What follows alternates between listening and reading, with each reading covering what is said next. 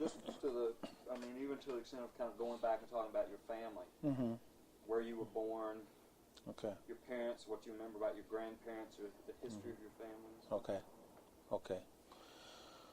Well, I was born on Hilton Head Island, and that was long before we had the bridge and all the other modern conveniences. I guess you might say I was born in ancient Hilton Head, where we had to, pretty much catch our food from the river or farm and produce our food from the land. And although my parents and grandparents on my father's side were in the education field, my grandparents were, I guess many people said, two of the earliest teachers on that island. And so my father and all his siblings were brought up in a kind of an education surrounding. My mother was a little different. My mother grew up, her father was a fisherman and a hunter, didn't get much education. Her mother, although she didn't get much education, was always, kind of a community person and a person who wanted to see progress through education. And so when my father and mother got married, I guess they both had some background in terms of community work as well as seeing what education can do in the community. They in turn had 12 of us, and we grew up in a kind of household that had, I guess, two different worlds. We had the world of the uneducated people who worked hard with their hands, fishing and crafting nets and hunting. And then on my father's side, there was that educational, more refined kind of people. But Hilton Head being the ancient community it was at the time, both worlds had to come together in order to build a community. We had the fisherman and the hunter and the educator and the NAACP leaders and the persons who were interested in making sure individuals had land and could acquire land, and the people who were interested in religion. All of those people lived together in one community, and they came together and made the community work. For example, my father was one of the few people who could read and interpret and answer letters for individuals who would come to him for help. But by the same token, the person who came to him who could not read and write may have been the fisherman who supplied food. And so that person was as important as he was, and he knew it.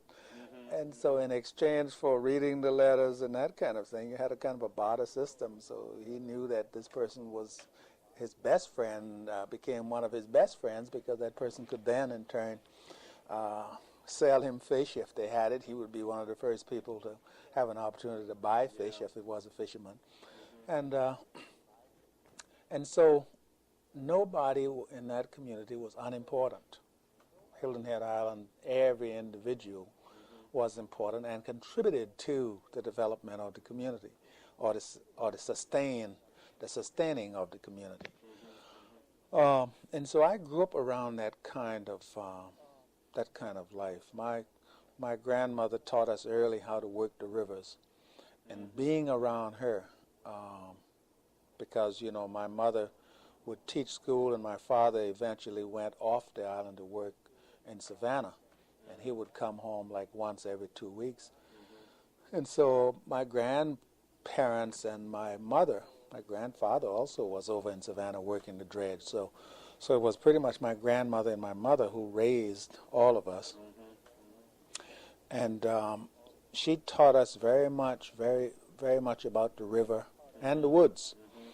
And so at an early age, we became young people who had to work hard to keep the households going. But she also, she loved people. And I watched her. She influenced my life a lot, because if we went into the rivers and caught fish, everybody in the community, even if they lived, 5 miles away, we had to get on the horseback and ride down there and take some fish. By the same token, I watched her as she would get up. She would leave early in the afternoons and go to some sick person's house far away, because in those days when we didn't have doctors, church people would go and sit with the individuals. If they were on the dying bed, they would sit with them every night until they died. And so my grandmother was always very active in making sure that people in the community get her help. Of course, she was a very active member of burial societies, those societies who help, sick people. Now, other grandmother would always be reading the newspapers, In those days on Hilton Head, you got newspapers that would be maybe 2 weeks old. The old African-American newspaper that would come late, the Beaufort Gazette. Beaufort was a long ways away, only a stone's throw across the river, but it was a long. When we got the Beaufort Gazette, it would be 2 weeks old, and my grandmother would always sit on the porch reading papers. She was a pianist as well. She had an old piano. She had played piano. And so even on that little isolated island, you had this high society woman, And there were a few other people on the island like her. So you had that intellectual community on her side, and the other community on my other grandmother's side. And so I grew up around those kind of people. Where did they get there? Did they go away for schooling? Had both your had they lived there for generations, kind of? I mean, like your grandparents had grown up and. Yeah, my grandmother on my father's side, my paternal grandmother, had grown up in Beaufort, which was, a kind of a flourishing community at the time. Black people in Beaufort were, right after the Civil War, they were aspiring to really be mainstream Americans. They were very interested in education and developing education system. They were very interested in developing their own middle-class society. So my grandmother moved to Hilton Head after she married my grandfather, and became pretty much the light, an educational light on Hilton Head. My grandmother was one who went to school like 3 months out of the year up to about 4th grade, but nobody could beat her read or write. I mean, she could write her order off to Sayers and Roebuck. She could write letters to her nieces and nephews who lived away. And so it was, they got it, I guess, on the part of my maternal grandmother. I guess she got it from just aspiring to be somebody that was more intelligent. So there's a lot of interaction, and to some extent back and forth between the mainland and in the islands. Yes. So people would go off to work, they'd go off to school. If they went to college or to high school, you'd have to go off. Yes. Eventually, once the average child got to, in the case of my father and them, once they got to about 5th grade, they had to leave the island and come over to Beaufort. And in the case of my father, he went all the way to Hampton. Oh, wow. Hampton University, or Hampton Institute, as it was called then. My mother went to Savannah. She first went to Robert Smalls here in Beaufort, and then she went on to Savannah to school. And in the summer months, she'd take courses at Savannah State College. And she taught school at a kind of an elementary school. These little neighborhood schools were on the island. She taught up to about 5th grade. She taught school. My father eventually came back off of the dredge and began teaching school too, until he retired. So, as a matter of fact, my father taught me, I think, about 3rd, 4th, and 5th grades. Yeah. And so that pretty much went on. And eventually, the bridge connected the island to the mainland, and What year was that? 1956. I guess that was the first year that I entered high school in 1956, in 9th grade. And so instead of coming over to Penn School, where all my other older siblings had come after middle school, they had to come off of the island to this private school at Penn, because there were no high school for black people. And so it was good that high school in Bluffton had been established, because we could come home every day. Yeah. But I was rather disappointed, because I had looked forward to coming to Penn School. Yeah. Penn School was a place that seemingly, it seemed that Penn School transformed people very quickly. I'd noticed people who had left Hilton Head and came to Penn School, came back home not speaking Gullah. You know, at the time we were very much ashamed of the Gullah language. But going to Bluffton was good, because we could still have the connection at home every day, and that took me on through to about to 12th grade, and I had another kind of change in my life, because Bluffton had some different kind of people, different kind of students. I came in contact with different kind of students. The students were different from the ones that I had been around. They were a little more serious. We got introduced to basketball and all these other things around Bluffton. Got introduced to teachers who had been, you know, from one or two of them been as far away as Alabama, come from that far away. So we got introduced to the world through our teachers. Went to visit a few colleges while I was there, because I never knew I was going to go to college. None of my older brothers and sisters had gone. And then I guess about that time we began to get television. That was the strangest thing. You see all these old houses as you travel, you know, from home to school. All these old houses, and they had a big long TV antenna on it. You would just wish, we would just wish we'd hurry get a TV set. Look at that, you know. And that was the criticism in those days, you know, when people, oh boy, as bad as the house looked, they got a TV. But the TV was something that changed a lot of lives. And in those days, you know, we thought TV was a luxury, and eventually we began going to people's houses to watch TV. We'd on Friday night fights. I don't know whether you remember, but there used to be the Friday night fights. We'd carry 25 cents and go and give the individual who had a TV. And I mean, it'd be 15 to 20 of us watching TV for about 2 hours. Eventually, we got television. We got a television set, and we began to see more of the world. And as we began to see more of the world, we began to see things like Martin Luther King coming on TV speaking, you know. And I remember as a boy of about 15, it was about 56, I guess, when we would go and watch TV and we'd see Martin Luther King speaking. And that was so inspiring, to see a black man on TV speaking, and the TV camera and people interviewing him, and the things that he was saying meant a whole lot to us, because it was news to us in some cases. We who lived on these islands didn't face the kind of poverty we thought. We didn't know we were poor, for one thing, because we had nothing to compare it with.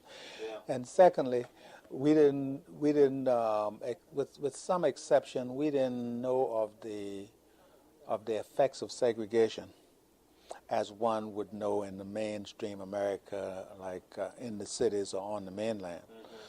And so it kind of opened our eyes to some things. The fact that we did have we did lack transportation to school when we were young. We now had a school bus that was dilapidated. We now had one microscope to 30 and 40 children. And then we began now to compare and to look into the differences between our schools and the white schools. And we began to then notice. And so that, in my life, I guess that was a big change, because then I became more and more conscious of the inequities in society. And of course, by the time after my mother had talked to me about going to college, And she said, if you decide to go to college, that was about 11th or 12th grade. She said, I'll help you. You know, Savannah State is right nearby. You could go, and that wouldn't cost a whole lot. Mm-hmm. And so by the time I got to senior in high school, I had begun thinking about college and began saving money to start doing buying my clothes and start arranging to go to college. And I remember going to my cousin to have him type up the application to go to Savannah State College, because I didn't want to write it by hand, because I figured I wouldn't be able to get in. Yeah. So I finally decided and started Savannah State College right about the height of the civil rights movement in the 1960s. Yeah. I entered college in 1960. And of course, that was the year of the election between Kennedy and Nixon, and everybody was very conscious of social change. And the interesting thing that I look back now is that at that time, until late in the election, nobody had a choice. Black people in my community, they really couldn't select which president they wanted to support. Which candidate they wanted to support. And looking back, that's the strangest thing to me now. Mm-hmm. How is it that we couldn't choose between a Kennedy and a Nixon? Mm-hmm. It says something about both candidates, Kennedy and Nixon, in terms of their ability to address black people's problems at the time. Right. There were no difference. Right. And it tells also something about us not being able to interpret which candidate was better. Mm-hmm. And actually, there were no difference until after, when Kennedy decided to help change that situation in Albany, Georgia. You want to? What did? I have a number of questions, but what when you were growing up, were there many white families living on the island, or was it? Very few. Very few white families. There were about three main white families on Hilton Head Island.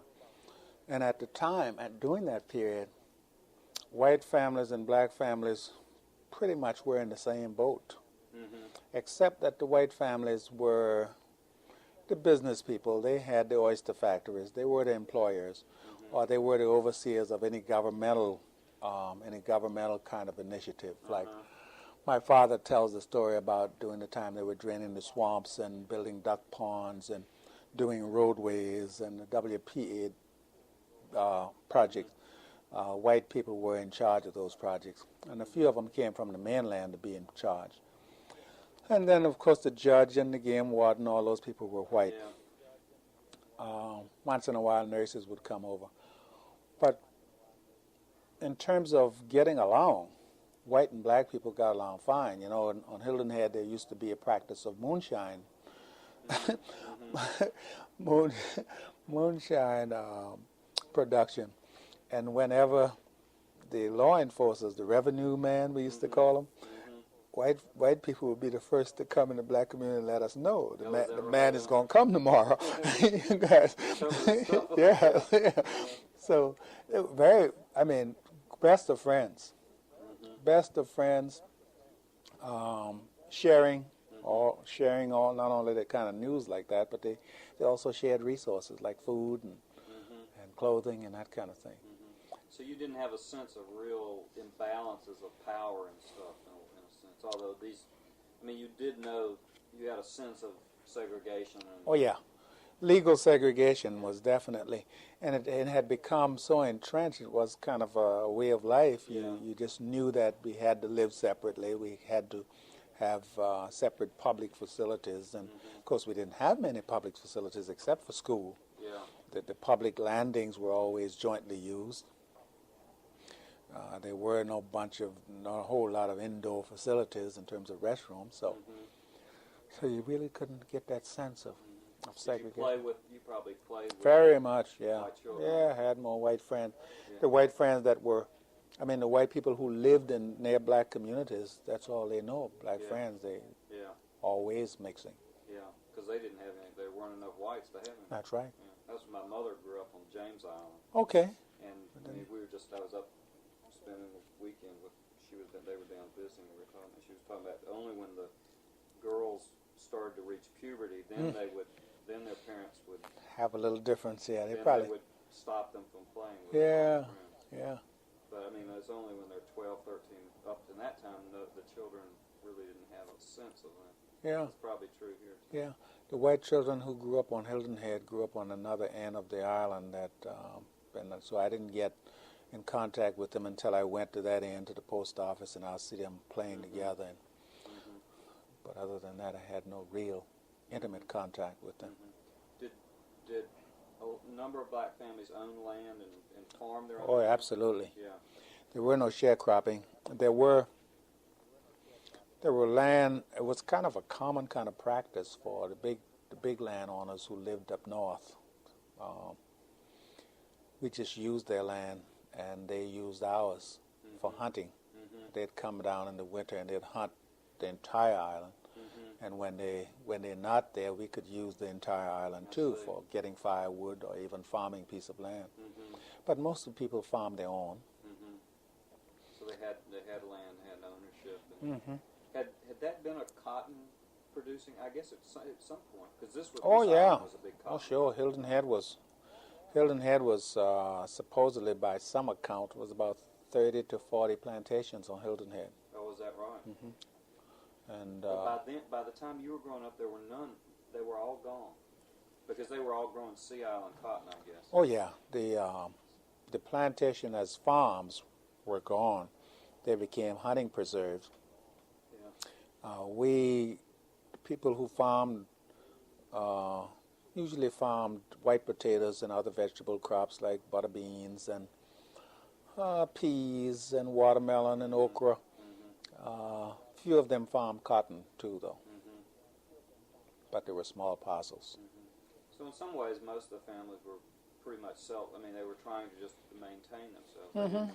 They might have sold a few crops in town, but oh yeah, by and large, it was self-contained fishing and farming communities, and they'd build their sailboats and sail their excesses over to town, up the river, down the river to Savannah. So that's a way you bring a little bit of cash in to the community. Yeah, and I guess that cash was used mostly when they got the cash. They bought stuff in Savannah, clothing, maybe some canned goods, other kinds of food that they wouldn't be able to produce. They bring that back, and the other cash would be used for whatever school cash was needed. You said that this is interesting because it's something that comes up in virtually all these interviews we've done so far, is that when you were growing up and people around you didn't have a concept of being poor until you started seeing, either on TV or gotten out into a world, to a larger world, start seeing exactly what was going on. Yeah, of course, until we started making changes in our life. Number one, everybody began to get a television set, and everybody thought they needed one. Yeah. And then, of course, with the beginning of the highway, then people thought that they needed an automobile and so forth. But while they were contained, while they were self-contained communities, nobody really complained about poverty. What kind of ambitions did you have for yourself? You talk about when you when you went to school and started thinking about college, that was an important change in your life. When you were young and growing up, what did you think you were going to? Baseball player. No doubt about it. Yeah, no doubt about it. Wanted to be a baseball. Didn't even, as tall and skinny as I was, I didn't even know anything about basketball. Of course, I guess in that time basketball wasn't as important, and we didn't have as much of a what do you call, role model. I was Jackie Robinson broke in at 47. 1947, and we got our radio just right after that or about that time, and then we got this teacher. I never forget, she was a 6th grade teacher. She had been to New York. Wow. And had lived a long time in New York. She came back home to take care of her mother, and she introduced us to baseball on the radio. Mm-hmm. Haven't you heard about the Brooklyn Dodgers? Mm-hmm. You know, and that was the popular sports on the islands. We played with socks and we played with cans and all that. We made a baseball however we could, and made our bats, and the whole family played baseball. You know, mother and father and everybody played baseball in the yard. And of course, when you heard about Jackie Robinson, and you got Ebony magazine once in a while, and the newspaper once in a while, and started reading about sport figures and Jackie Robinson, and so everybody wanted to be a baseball player. Yeah. So those are the kind of easy role models to identify with. Absolutely. Yeah. Yeah. And then as I grew older and got into college, I began to come to some realizations of what was needed in the larger world. And so I started aspiring to other kind of things, knowing that I wasn't going to be a baseball player. But you didn't. Did you have a realistic expectation of leaving Hilton Head, or to kind of going? Did you think about that, of going away to the city, the Savannah, or the North, or something? Oh yeah. I guess every young person at one time on Hilton Head Island looked for the day when they'd get away and become a better person and be able to live in a bigger world. And so the aspiration for most of us was to get an education and leave and send back either money or any kind of resources to make life better for your parents. You would never think of them of leaving. But you see, Hilton Head would always be home. You'd go away, but you're going to send back things home. And you're going to improve life home. And so that was our, not only mine, but most people's aspirations. What was college like? What was that? Must have been a big change. It was. And you see, I had done well in school. Elementary school, high school, everything they threw at me, I did it well. And when I left high school, I left as valedictorian. And so you go to Savannah State College, and they give you this battery of tests, and you thought you were an A student in math, and then they tell you that you got to take remedial math. Oh boy, that almost killed me. It must have been a mistake. They must have read my score around. And they sure put me back in remedial math. But that's the only subject that I had been identified as having problems with. You know, as little as we had to read, of course we read a lot of geography books and old books and newspapers. I guess I did pretty well on reading because they didn't put me in remedial reading. And I stayed in math remedial math for maybe a couple of weeks, and they moved me immediately into a more challenging remedial algebra. And I think I stayed in that entire quarter before they let me go on into the college algebra. But meanwhile, chemistry and the other subject I did very well in. So I didn't feel bad at all. I held my own with people who had been to private Catholic schools. I remember the St. Pius students who had gone to St. Pius private school in Savannah. I held my own in science. Did very well, not very well, but did well in English.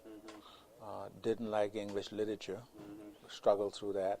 Hated history with a passion. And so I didn't do very well in history.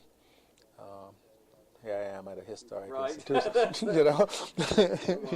Many ironies. Yeah, but All the other subjects I did well. I did fairly well and held my own. This was a black school. Yeah. But a state-supported. State-supported black school. And of course, you know, we were very critical of that school by the time I became a sophomore and a junior. The civil rights movement was at its peak. We had done a lot of activities away from the school. We had participated in boycotts downtown Savannah. Yeah. So we began to examine the school as well, all of its inadequacies, criticizing the president on all kind of rumors that he returned monies, and while we needed all those different things at Savannah State College, he had the audacity to not spend the budget. Wow. You know? And then we finally got to the point where we boycotted the school. Is that right? Really? Yeah, I hitchhiked every day from Hilton Head to Savannah. Ah. And so you still were living at home while you were going to school? Oh yeah. And except for the first year, but and then I got to school one morning. I was a junior in the spring quarter, and got on the campus and saw this man, what I thought was a man, hanging from a tree, and all these students around this tree, but it was an effigy of the president. Wow. And I said, wow, what have these kids done now? And people said, nope, don't go to class, don't go to class. And so it had reached the peak where we had gotten to the point where we became very disenchanted with the school. The civil rights movement had finally reached the Savannah State College campus. And we boycotted for about 2 weeks. And it was legitimate. It was a legitimate concern of ours. What had happened is one of our professors had been fired, and we thought he was fired, and I still believe so, because he applied for the superintendent of Chatham County Schools, a job that was always a white man's job. No black man had ever applied for that job, and he had just broken the code. Yeah. And so our student government leaders decided that it was time for us to boycott the administration, and of course we had a list of things by then, about 25 items, I guess, and we finally got him reinstated. Wow. He did not get fired again, and there was some other demand that were met too. So that was a pretty good victory. That was kind of awakening to me in terms of social movement. Yeah. In spite of the things that we had done downtown Savannah, that was a victory. And that was something that really opened up my mind to all the other inequities in society. How are the rest of the faculty? Did they support the kinds of efforts that the students were making in terms of desegregation issues in Savannah, or was there some tension between the faculty and the students? Oh yeah, we had about 3 or 4 faculty members, that one that got fired included, who were supportive of the civil rights movement and students' activities. But by and large, the other faculty members were very silent. And of course, you could understand why. Yeah. They were very, very silent people. Well, they were in a tough position seeing all these young people. They had been having to put up with this for years and years. Sure, and they had their jobs on the line. They had bought into the system. They probably had a lot of obligation in terms of finances. Where would they get a job if they had joined us? It made them more vulnerable because this was a state-supported school. Absolutely. Could have been private. Private school, it would have been a little bit easier for them. That's right. Although I think in many places the reaction was the same. People felt, felt threatened. What kind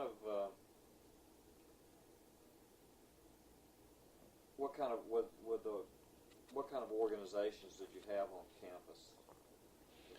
We had nothing more than we had an NAACP chapter on campus, and one of our student leaders was the president of, and very active in the Savannah branch of the NAACP.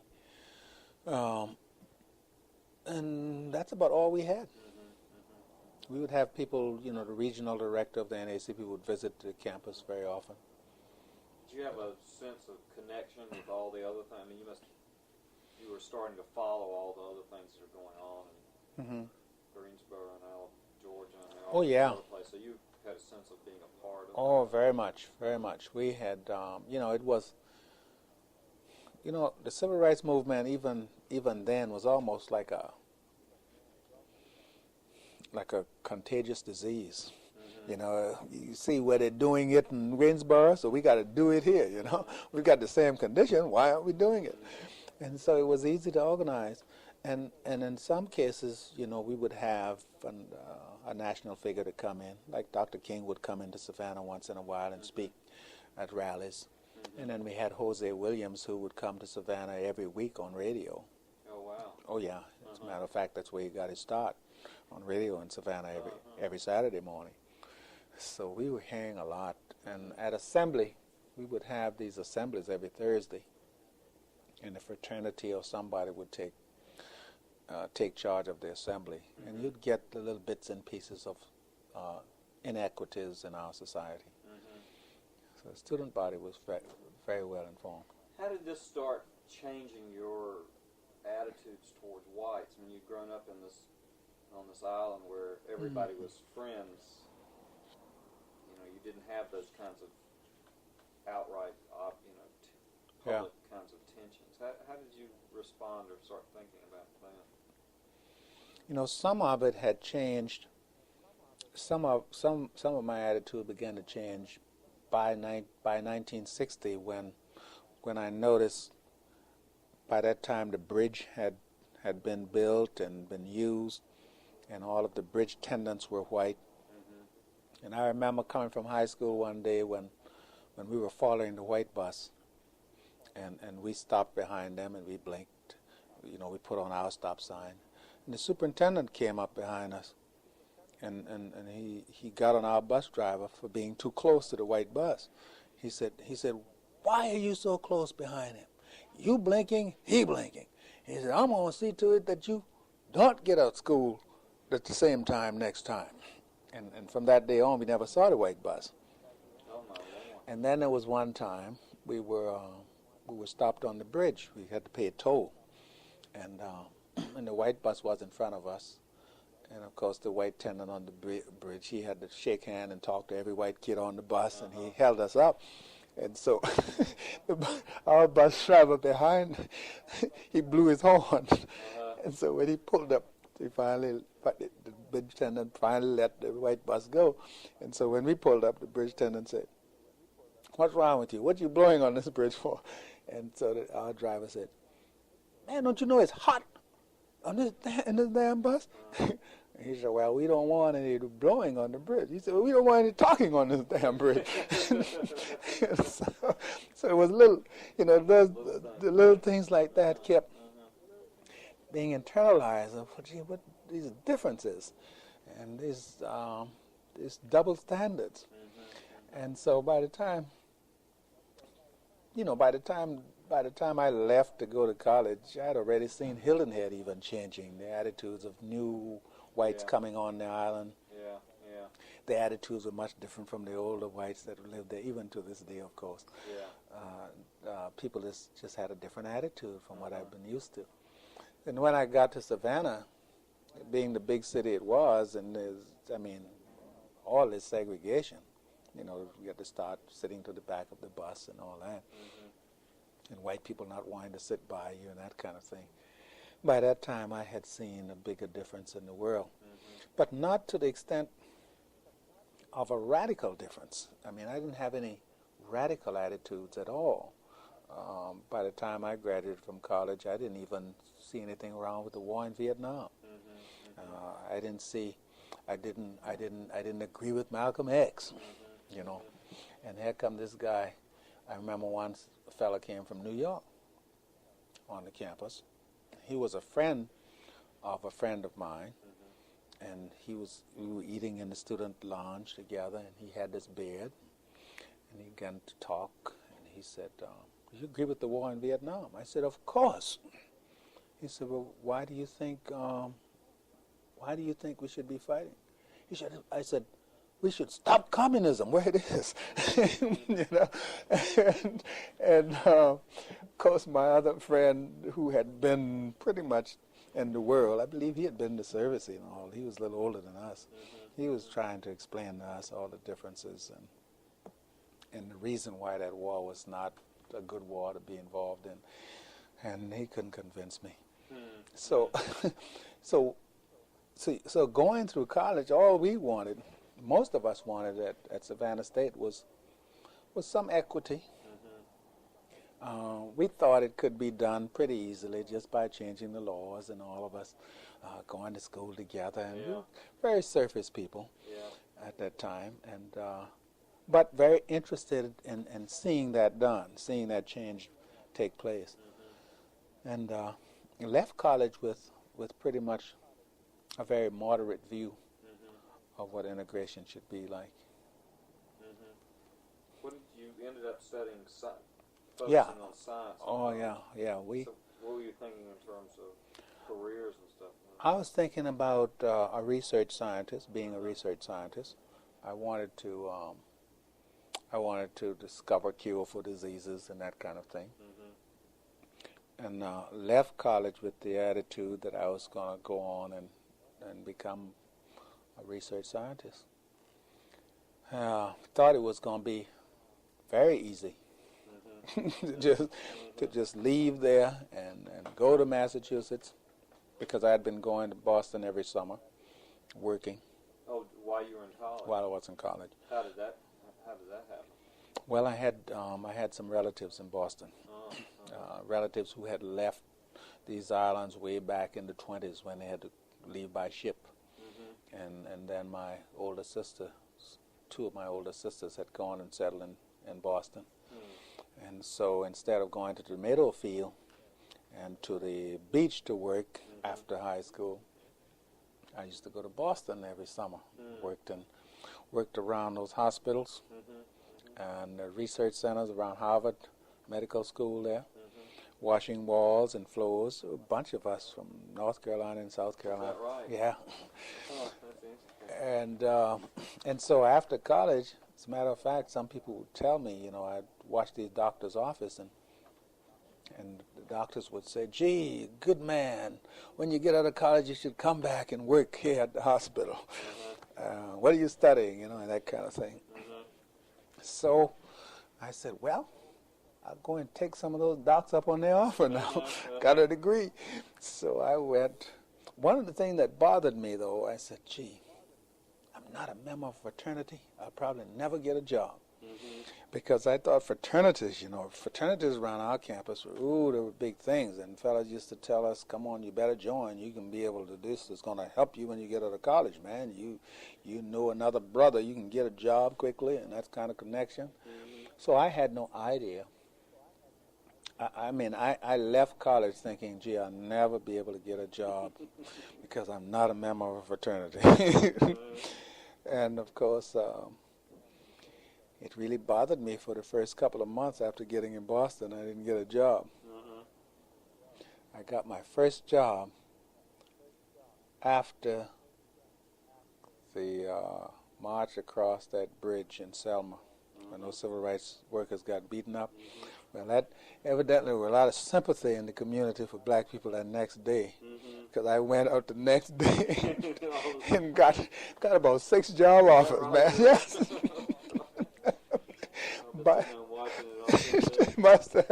By that time, I had given up on job hunting. I had gone that next day. I had gone looking for a housekeeping kind of job because I know I had a lot of experience. And because everywhere I had gone before, they asked for experience, and I had no experience in laboratory.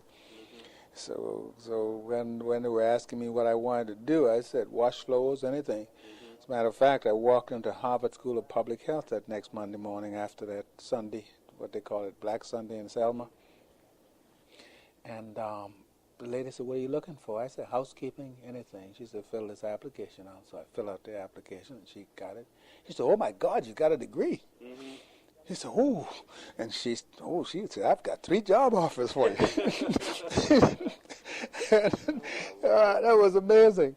So I had a choice of 3 different places I could work in in the Harvard School of Public Health complex. Wow. And that was my big beginning of a career in research biology. Mm-hmm. And I didn't stay there but 3 years before I went on into another laboratory, water softening, Mm-hmm. working mostly with chemicals, Mm-hmm. extracting hardness out of water. Mm-hmm. And of course, in between all that, all my work in Boston, I had been very active in the community, the YMCA, helping kids with their lessons as well as keeping them out of trouble. We would go to tutor in the housing projects. We would organize consumers so that they could, get better bargains on and teaching them how to buy. We would do things like examine the difference in the prices in the ghetto versus the prices in other parts of Boston. We got involved in a lot of things. Were you working with other people in the kind of science and the medical community, or? Oh no, except for a few summer programs in the medical community where we had what we call a summer program for kids, trying to get them involved in science. Mm-hmm. Most of my work was done with black people in the community after work, people who had nothing to do with science at all. And that was pretty much, that was probably to a newspaper to the black community. I've forgotten the name of that newspaper. But we were very active in getting the newspaper out and getting news and distributing it. And then I changed job and went into a water softening laboratory and worked there about 2 years. And just about that time I applied. First, Harvard School of Public Health, Harvard Medical School wanted some more black medical students, so they asked me to come and apply for med school. And I applied and didn't want to go to med school. And I said I was too old. I was 27. Much too old to go to med school. I'm married, man. I've got a car I've got to pay for. And I said, what about public health? They said, well, you've got to go and talk to Dr. So-and-so about that. I mean, we need you over here. Go and see if they need you over there. So I go over there. And he said, write down to South Carolina and see whether or not they need any public health officers. So I did, and say, you've got to get a letter from there and we might accept you. So I wrote, this guy at the health department wrote me back and said he didn't see any need for any health officers in Beaufort County in the foreseeable future. And he said, and by the way, I went to Harvard School of Public Health and I didn't have to write a letter to South Carolina. So I didn't get accepted. So I went on. Finally, the thing that really got me to push for grad school, we got this contract at this water softening plant, not plant, but laboratory, for Southern Rhodesia. We were supposed to develop a water softening model for Southern Rhodesia. Well, that time I was real conscious. I had gone to lectures on South Africa, every Sunday evenings in Boston, and I had gone to lectures on Southern Rhodesia. All these were done by, those universities had these speakers that come in. I was very conscious of Southern Rhodesia. No way am I going to work in this lab on a water softening model for Southern Rhodesia. Then me get the hell out of here and get back to school. So I finally called up Tufts University for an interview, see whether or not they had any money for grad school. I go and I talk to a couple of people. It's about December of 1969, I believe. And they said, oh, well, you sound like... I said, I want to go back to South Carolina. That time I didn't even know about a health center being developed. And he said, what are you going to do there? I said, we got a lot of problems in South Carolina. I said, I want to go back and help my people. I had been around Africans, and Africans had been working and studying, and all of them say, I'm going back to my country, going back to my country. Although some of them, most of them didn't go back, they would tell us that. And so I had that same sense that, I got to get some skills, and I got to go back. And 2 weeks later, sure enough, Tufts University called and said, gee, we got some money for you, got a stipend for you, got tuition for you. Boy, I jumped. Wow. Yeah, great opportunity. Yes. So I quit the job before I developed any membranes for that project. And went on back to school and went on down to Monbayou and did an internship there. Yeah. Very fulfilling to see all that work that had been done there. It was very fulfilling. It was self-satisfying to see that people were making a difference in that community. Yeah. And so when I came back to Boston, I was elated. Didn't have any place to go because South Carolina didn't develop the infrastructure for me to come to yet, and didn't even dream that I would have anything to come back to. So I started looking around Boston for something that would make a difference. You know, I had an opportunity to go and join the Public Health Corps. I said, no, that's a uniform. The man said, you wear a uniform. Don't want So, yeah. So I had already successfully been deferred from the Vietnam War all those years because I was working in public health. And so I said, no, I don't want to go and join that. And so I went on and started working on a housing project with this was about 2,000 people in a housing project in Boston, beginning to have drug problems, beginning to have all kind of youth problems. And so we began developing a youth program and an anti-drug program. Did that for about 6 months before I got a call from South Carolina. And of course, Tom Barnwell, who had been a friend of the family for many years, Tom Jr. had come to Penn School, and he and my sisters and them had ridden together on the boat and on the car. Wow. So I knew him fairly well. He said, they called me late one night. Said, we got a need for environmentalists down here. We started this health project. I said, well, yippee! Yeah, found a job. So I came back and started.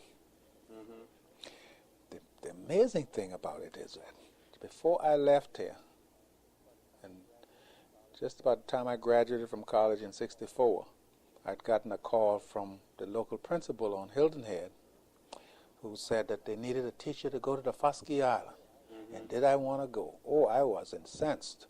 I was insulted. I mean, here I am about to go to Boston, and this man wants to send me to the Fusky Island?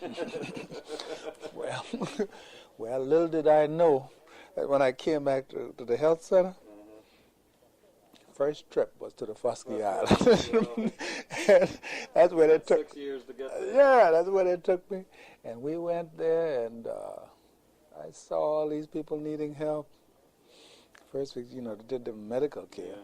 Then eventually we started looking at the Fusky and other parts of these two counties. Water, sewage, health education, all those kind of problems that I was very anxious to get involved in. And finally became somewhat of the ambassador to the Fusky, because I used to go there like twice a month, by boat, developing water system and eventually developing a store, getting very involved with the Fusky. And all of the water systems around this county and the housing problems and all of the other inequities. We immediately found out that you couldn't deal with health care unless you dealt with, governmental regulations and other inequities. We had to deal with the housing problems. We had an economic problem. And so we began looking at all of them. How people going to get to work? Well, we found out that Mr. Nixon was cutting back on the health care. Patients had to begin to pay. So we're talking about financial participation. And so we said, gee, these people got to get to work. Now, we had already, at the beginning, went into every community. I think we divided these two counties into 19 target areas. And so we had 19 communities that were organized around healthcare issues, but immediately found out that we had to do other issues too. We had to deal with the economy of these communities and this county. We had to look at the political system and how you make changes. We had to overcome some of the traditions in order to change their healthcare habits. And so it was a massive job, massive undertaking. How would you said you interned in Mount Bayou. What was that experience like? I mean, we've been over and talked to Elsie Dorsey and Jack Geiger and John Hatch, and kind of spent some time looking at that. And I'm wondering both kind of just your impressions of what you saw when you went there, what you learned, and also what role a place like that played in helping disseminate the idea of health as an anti-poverty strategy in other parts of the South. I was impressed with the comprehensiveness of the program. I was naive because I didn't know from whence they had begun. And so I became very critical of the fact that here we are improving this oppressive system, improving this man's farm for him, and making his workers healthier. And we shouldn't be doing that. We need to look at more systemic changes, and we need to move these people out of this situation. We would go out and put well and septic tanks and that kind of thing in, and window screens and that kind of stuff on some farmer's house. And I thought that we should be doing it for these people's house, because I had come from a background where people own their own land, own their own house. Well, looking back now, I see from whence they had to begin. Then what really impressed me, when the impression really hit home, was when we went out to do this project of ours. Another student and I had this project to study the practical application of pesticides in the Delta. Well, I figured that project was going to be a dangerous one, and that was the one that was given to us as a suggested project, that one the center could use, and then we could use it for our paper. Well, we go out day after day, and most of the time we got very good cooperation from the farmers. They respected the government. They respected Tufts Delta Health Center because they knew it was governmentally funded, and we'd drive up in our government car, and the farmer reluctantly would cooperate very well on how they applied and what kind of pesticide they used, how they applied it, how long they've been using it, when they applied it, whether or not people were in the field or not. We wanted to know all that. Well, this particular day we went out, saw this black man, because we didn't see very many black people on farm. This black man on this big tractor and no white people around. I said, Ed, that looks like a black farmer. Pull over. So we pulled over, and we started talking to this guy. He had two big rigs. I mean, these things looked like they were 12 to 20 feet in the air. He was way up there. I said, hey, how you doing? Good. Yeah. So I went over looking at the other rig. Ed went talking to this farmer. And then this white guy drives up in this pickup truck. He was kind of looking out the window, sighing in the sun. I thought he was smiling with Ed. I thought he was laughing. And all of a sudden, here comes Ed running toward me. Let's go. Let's get out of here. And this guy running behind Ed in his truck, trying to run him down. Well, when we finally got to the truck, and then we took off across the field, and he started throwing holes and stuff at us. And he said, stay right here till I get back. And he sped off. Well, we got into the old surplus truck we were driving. By that time, I still don't know what's going on. So I finally got the truck started, and we took off. And I said, Ed, what in the world's happened? Well, what had happened, Ed had been talking to the farmer's worker. And the farmer drove up and asked Ed, what in the hell are you doing here? And Ed, of course, short-tempered, he said, I'm studying pesticide application. and wanted to know what kind you use. And this guy said, I use 2,4-D. Do you know what that is? And Ed said, no.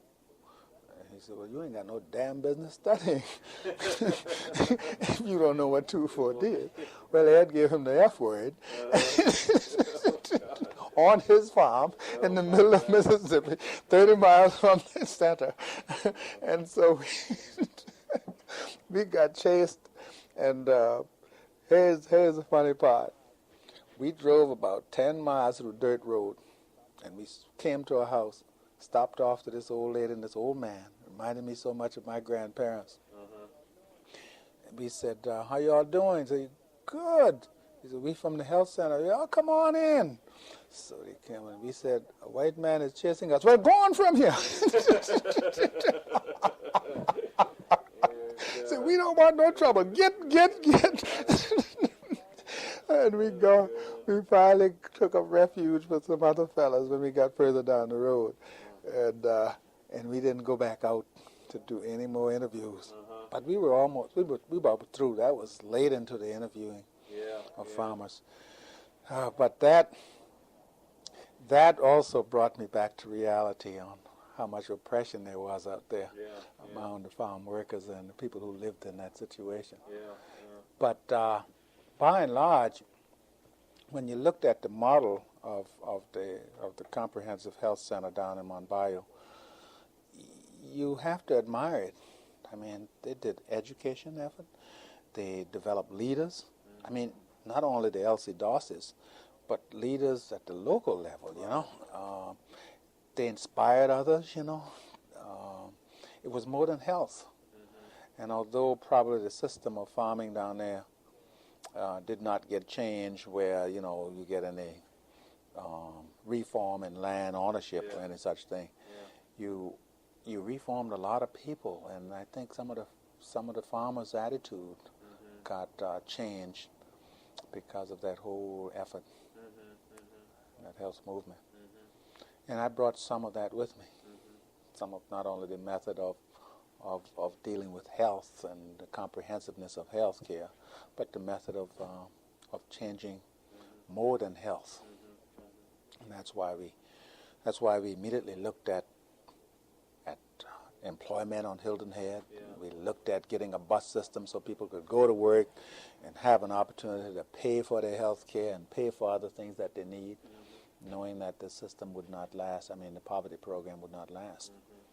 You got here, I guess, after all the national attention had been focused here after the Hollins and Tom Barnwell had gone around and all that stuff. Had that had an impact here in terms of focusing? I mean, obviously it focused attention in other places on the problems here. Oh, yeah. Started to move by the time you got. Oh, by the time I got back, you know, white and black people had sat down many times. They had come together and looked at the problem of health.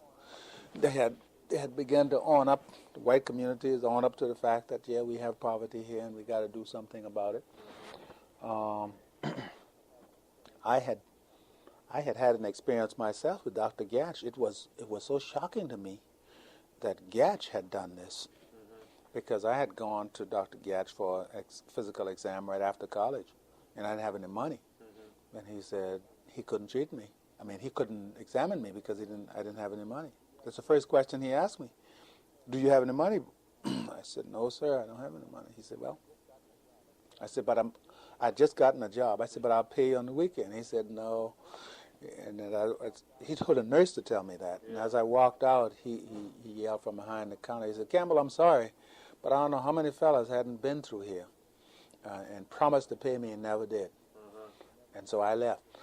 And then my mother sent me this clipping about Gatch, you know, something about doctors did something or another. I said, Gatch? Really? Dr. Gatch did this? Yeah. That's amazing, because he really took the heat on this. He took the heat. Yeah. And I don't know whether he was a complex fellow.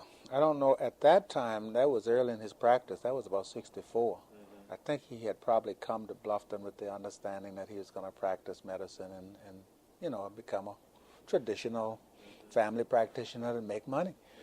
And he found out probably that the place was so poor and he had so many problems, and me included, that he had to turn away.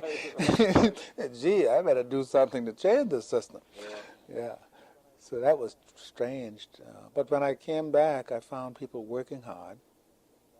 I'd been surprised of the relationship between white and black people working together on that level. You know, I've always seen them working together at the entry-level jobs and that kind of thing, but at a level where you're talking policy on health care and you're talking treatment and change in the whole county. Was there a board that was set up, I guess, for the health center? That was impressive, because the board that was set up had some Buford white people on it that I didn't dream would sit down with black people and solve any kind of health care problem. Of course, we had some tough days. Even after I got here, they started I think they started in 69. I didn't come until 71. Right. There was still some growing pains in terms of governance of the healthcare system. What kind of problems did you, when you got here, were you kind of amazed, or how did you respond? First, let me say that. How did you feel about coming back? You said I was elated.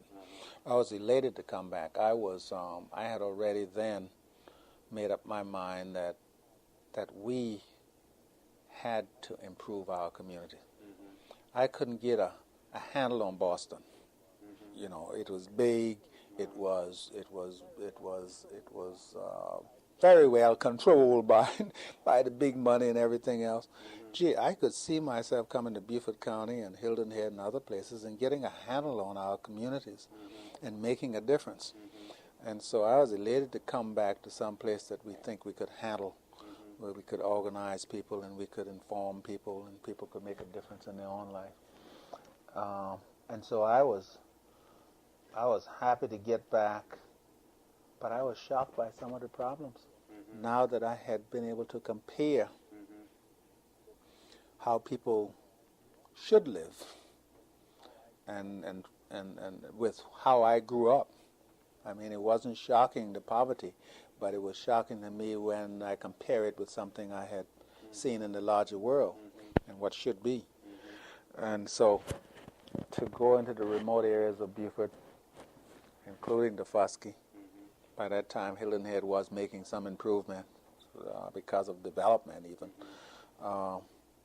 I couldn't believe some of the things, some of the housing conditions, the fact that many people didn't have water to drink, the fact that, not to mention, some people didn't even have an outhouse,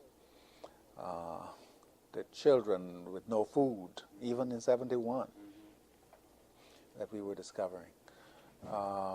And so we had a big job to do. The only salvation for people was that they owned land. That was a big advantage. People owned their own land. People could plant their own food, and so we saw that as hope. And then we had the encouragement brought on by people working together. We had a system where if you dug your hole, because we didn't have a backhoe for septic tanks, but we could buy the tanks for you. So if you dug your hole, we organized these communities and where church people got together with shovels and dug holes for septic tanks. And we found out that we had more holes out there than we had septic tanks. Because we tell people, all you have to do is dig your hole, and we'll bring you the septic tank. And people dug their holes, and we didn't have enough money to put tanks in. And then we had this system of water, where we drilled one well, and we would then run water lines to the houses in the community. You see, most of the communities in Beaufort County, and Jasper County for that matter, had family villages where family lived on the 5-acre plot of land. And so if you put a well in, you could run the lines and people would pay the light bill. That was our system of supplying water We call it a family water system. And then here comes the health department, who says we can't do that anymore. So there you are. You didn't go through and make that systemic change and have people do practical things. I mean, have the health department make practical rules. Yeah. They had to go by the old rule. They say, is that water system, who is bonded to supply water to these people? Suppose the water well breaks, then who is responsible for making sure everybody gets water? Nope, we can't do that. Everybody either get their own well or you get public water. Well, then we had to get busy then and go get public water supplies. Okay? So we go to the water. About that same time, the National Demonstration Water System comes in. That was a group out of Virginia who was doing rural water. So we said, okay, good. We'll join up with them. They'll give us seed money to hire staff, to work with the public water supplier, and then we could go to individuals and get them to sign up and see whether or not they will accept the water system. We can get Farmers Home Loan and grant. So eventually we got in with the Beaufort-Jasper Water Authority. And they said, yeah, fine. Y'all got money? We didn't only have money for the system that we were putting together as a package, but we had money to pay some of their staff too. Oh, they said, come on in.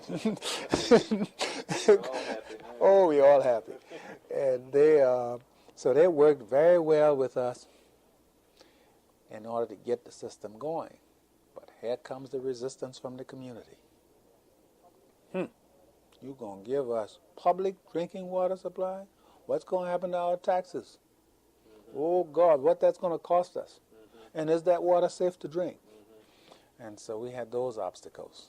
It took us 2 years, for example, to get people to accept it on this island, St. Helena. Wow. I mean, and my public health teacher at Tufts had told me, had warned us, that when you go out and become a governmental representative, said people don't trust government. And he said, particularly the colored people. They're afraid of the government. They don't trust them. And that's what we found here. We found people very skeptical of government. So instead of seeing it as having all the government bring resources in to improve their lives, they were skeptical that they were going to take their resources away. Yeah. For example, many people cited the fact that government was going to take their land. And this was nothing free. And so we had to overcome all that, got community leaders involved to convince people that it was a good long-range plan. How did you go about organizing the communities? I know in Mount Bayou that was an important part of their whole program, which John Hatch, I think, worked on, setting up these local health councils. Did you try to follow that model at all? Same kind of model. Our 19 target areas, we had what we call health action groups here too, and they dealt with more than health issues. People were hopeful, and people thought that by coming together, their life would be better. Not only from the community standpoint, but individually they could benefit. They would probably get a job, they would probably get better educated or get better skills, and that was an opportunity for them to improve themselves. And so when we called a meeting, everybody came with a lot of hope. That's why it was so disappointing when you couldn't fulfill their hopes with even a septic tank or even with a water well. And so when cutbacks came, that devastated our effort. Yeah. I mean, you don't need seeing Emory Campbell coming again because, nothing going to come to that. And so that's why we were so very upset when Mr. Nixon decided to change policies on the anti-poverty movement. We were making great progress. Some people out of those kind of meetings, for example, when we organized, we did have, in some cases, a couple of job slots. Because we try to get people to work at the center from different parts of the community. And one of the things that we had to do, and that model came out of Washington, I guess, that we had to have the community elect the person that would represent them, not represent them, but work as a family health worker from their community. Oh, I didn't man. realize that. No. Yes, we had to have people vote on them. Oh, wow. But it didn't matter whether or not they were quote-unquote qualified because we were going to train them anyway. Yeah. So whoever the community sent. And so the average person bring all their cousins and mama and everybody else to vote for me. You had more family members, you'd get the job. Oh, man, some of that. So, I mean, some of those communities, we left some bitterness there. Yeah. Probably not healed yet. Yeah. Yeah. But by and large, the community came because they really felt that their community and themselves were going to be improved, their houses and everything else. So these were actually, I mean, I know this like in Mississippi, these were sources of jobs Of course. and opportunities and a real infusion of income in Yes. that particular community where people Sure. didn't, you know, I think it was worse off in some ways than this. Just people didn't even own their land. They couldn't right. grow their own crops and vegetables and stuff. Yeah. So did people see that I mean, the health center was really Oh, an yeah. economic resource for them. Quite a boon, an economic boon. We're talking about 200 people being employed. We're talking about a family who working there that was making, from $4,000 to $6,000 a year. And that was better than anything that they had ever seen. We're talking about people being trained. We're talking about people having insurance coverage, all of the benefits, vacation. Yeah. First time in their life. Yeah. You had people, we had people stumbling over one another to get a job. And those people got developed well enough that some of them, to this day, Bob, are helping to run this county. Is that right? Yes. I mean, we have people who runs, we've got the director of the Department of Social Services who didn't come from the grassroots, but he came back from Boston and got his experience and training through our health center. You've got the director of the emergency medical service here that ran the old funeral cars as an ambulance to bring patients to our clinic when it first started. He's now heading up the whole county system of emergency medical service here with all the modern conveniences. We've got the person who now heads up voter registration in the county, who came in as an entry-level accountant assistant at Comprehensive Health Care. You can go on and on. You've got the man who heads up the health center now, who came back home to the health center from New York somewhere where he had gone to school and got his experience in managing right there at the health center. So you go down the list. You can go into the health department and find people who got trained at Comp Health as a community health worker. You've got people who went on and got their associate degree after working as a community health educator.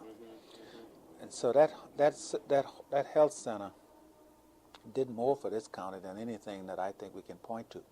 I mean, and sometimes that includes, when we look at our school system, that includes the school system in terms of the impact of the persons who have gone through that health center and gotten trained and gotten, I guess, invigorated by what they had seen in the community to serve as a community worker now, see themselves as a community resource. When I want something done, for example, here at Penn Center, when I want volunteers to come help me, I go and call on those old comprehensive health center workers. I mean, they know what it's like to volunteer. I mean, they put themselves into it. So that movement was, and I mean, you can't place a price tag on it. It's meant so much to this county. Unfortunately, many of our county leaders don't even realize what it had meant. Was there a lot of opposition to it, or? I understand that during that time there was a lot of opposition, and I mean during our time, when I got there in '71, I worked until 1980 there. Find a lot of opposition, people nitpicking, people calling up the congressman saying they saw a van speeding, all kinds of little nitpicking that we had to go and defend. I think at the 1973 by 1973, we had to go through an I-90, is it called 95 review? Some kind of review that went through a system here. We had a governmental system. I think they were made up of the 4 governmental agencies, now called our Low Council of Government, Low Country Council of Government, but it was called something else then. But they had to review our request to the feds. That was, that was Mr. Nixon giving the states their rights back. And so, and so they reviewed it, and it went through our county council. Now our county council called us in. I mean, what are you going to do with $5 million? You don't need all this money. I mean, there's people without water, without proper housing, without transportation. People can't even get out of their door because they need drainage, and they're going to question $5 million coming into this county. Well, I guess it wasn't that as much as it was who was handling the $5 million. Didn't come through the right hands. And so we politely went there, answered all their questions. But the fellows who asked the harshest questions didn't get reelected. Is that Right. right? I don't know why. But somehow people got the message that these fellows don't want you to get health care. Yeah, it ruined a couple of people's political career. I mean, it's interesting, the opposition, because I think part of it is, just if the money comes to them, then they can dole it out to their friends or however the system. But also, I think there is this sense that, I mean, they have this sense that people are getting something for nothing. It makes them crazy. Yes. Somebody should be healthy. Yes. This has been the perception too. Gee, why should they get it for nothing? I mean, how am I benefiting from it? And that's because people do not see, most people do not understand what a healthy community means to the entire economy, for one thing. Secondly, many people don't understand what an uneducated or unproductive community means to the general community itself. And I guess it's just a matter of ignorance. And that's what prejudice and hatred is all about. People not being informed. And so we used to do a lot of not a lot of it, but we used to make a lot of effort to make sure people understand. And if we get criticized, Tom Barnwell for example, he would go to the worst enemy and try to talk and explain to them what's happening.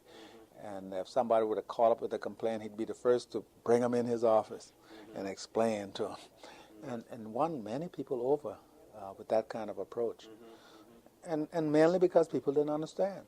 And once a year, we'd bring the press in from all the local newspapers. We'd have a busload, and we'd take them through all those patients' homes, particularly those people who we couldn't hardly help because of guidelines or because of their predicament. We didn't have enough resources to help them. We'll take them there and show them how people are trying to help themselves.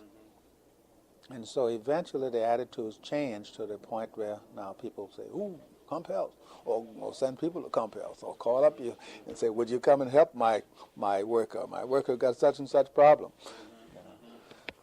It's amazing how those attitudes can change. How did were you able to do other things? I mean, to broaden out, to try to deal with larger economic and political problems that were in part responsible for this poor health? And that's always the difficult thing to do in a sense. That's right. We had such guidelines that people used to threaten us. We had a problem at the schools, and many of us after work would go to school board meetings and speak out whenever we thought there were inequities. Of course, integration was just coming about. Secondly, we had problems with health care in the schools, that we were trying to go into the school with our minivans and make a difference. We tried to organize our youth programs so that we could do tutoring at Comprehensive Health. And of course, we got some barriers put up there, but we got extra monies from foundations and through the water project, and so we used that money for that, to dealing with kids' problems. we had about 3 operating cooperatives on the economic part. This same center here, Penn Center, had organized but did not have the resources to continue to nurture them. The shrimp co-op on Hilton Head, the oyster co-op in Bluffton, and we organized the food co-op on on Dofusky Island, because we figured those folks needed a store, and we could do something about the tourism to Dofusky was just developing, and so we wrote a grant to try to develop the store and a restaurant pavilion part so that they could do their devil crabs and their crafts. And so that was just beginning. We had just begun to do that. And in addition to those that I just mentioned, we saw the water system, the public drinking water supplies, as a means of now people being able to develop economically. When we went to Bluffton with the water system, the people themselves didn't take advantage of it, but then there was a resort developing company. No, not a resort developing company, but a company who took advantage of the resort development to put a laundry there to put people to work in doing their laundry for the various resorts. And so we were really spreading out, going along trying to be real and truly comprehensive, to make a difference. But then, of course, the cutback comes, and we had to lay people off, and that's why I was kind of anxious to get here, because when we talked about the Fusky, I remember going to the regional office to talk about the budget, and in the budget, the HEW budget at the time, we had a landing barge, surplus landing barge. We had gotten that from the surplus army. I think Strom Thurmond or somebody helped us to get it. Well, we needed gasoline and insurance for the barge. And so the bureaucrat in Atlanta said, barge for the Fusky? I said, what that got to do with health? So he struck that item, As much as we explained, we struck it. We had to strike it. And so that inspired me to come to Penn Center, even though I know Penn Center would be a struggle to develop itself and be able to help. At least I would have a wider range to deal with non-health issues, quote-unquote non-health issues. And thought I would be able to deal more with the economy, the land preservation, and educational issues. Why don't you just talk we've got about 5 more minutes before you, but maybe you could just talk for a few minutes about what you are trying to accomplish here and how that's part of a kind of continuum. Yeah. After I got here, I could see what Tom Bonwell had been trying to do at the health center, because Tom had worked at Penn Center in the late 50s, early 60s, and was dealing with some of those issues, including health issues, some of those economic issues. And so when I came to Penn Center, I saw our mission as focusing on economic issues and educational issues. And so we developed first our land program again to try to make sure that people can continue to preserve and make use of their land as an economic resource. As much as we have been able to do, though, is kind of maintain the status quo, have families, just stop the erosion of land ownership among low-income people, with the hope that in the near future we can have them develop economic plans. And we are just moving into that now for St. Helena Island. We haven't been able to spread out to the Fusky except through educational programs. But we think we can develop a good economic plan here for St. Helena landowners to take advantage of tourism, which is our major industry now.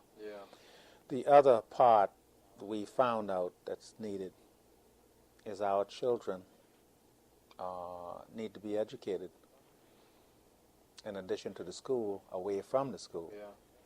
Our parents are in many cases inadequate to do so, and to guide them as well as to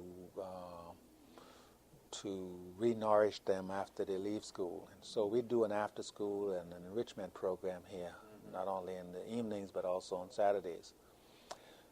We don't only do it here, but we have also exposed others to our model in this county. Mm-hmm. We're not going to be satisfied until we can be an ambassador for after-school enrichment programs throughout the county, working with parents and throughout the whoever can benefit from our model. And then we've got a culture program here, a cultural enrichment program where we have the history and the culture of the people. And we try to explain that to children and young adults because we think that would inspire them. Mm-hmm. And that would make them feel more whole. And that is a very important part of community development. Yeah. And so, aside from the fact that we struggle to stay alive and to maintain this place as a community development center, we think that others are benefiting from our small efforts. Mm-hmm. Well, it's quite a job, and just maintaining something like this, but then trying to do all the other things that you do in addition. It's interesting, this culture center. I was just down in Burke County, mm-hmm. Georgia, a couple of weeks ago, talking to Herman Lodge and Emma Gresham. Yeah. And there's a hot black private school academy there that I can't remember the name. Boggs. Boggs Academy. Yeah. They're doing this, and it's this, a That's newer right. but a similar kind of situation. That's right. That they're doing a lot of the same things. Yeah. I think it's going to be good to have that rural life center. It's a critical part of the kind of development that needs to go on. Yeah, and when you look at the African American communities and the progress that they had made up to this point, mm-hmm. you can go back and you can look at those community institutions, like the church, mm-hmm. that did a lot of things, the burial societies, right. even the schools that were sponsored by, missionaries from the north. Right. They pretty much provided those kind of support programs that communities needed to push forward, and that's why we had, I guess, so many progressive people coming out, quote unquote, backward communities in the past. Yeah. Well, I think it's the desegregation in some ways, because it wasn't planned, it wasn't done right. It hasn't been bad, but it certainly was never adequate. No, it hasn't. For some reason, it has not taken into account the resources of the black community. Right, that's exactly right. It pretty much abandoned it and said there was nothing there. And even sometimes we thought, as black people, hey, we got nothing to offer. We got to go and latch on to these guys. Right. Yeah. It's interesting. We're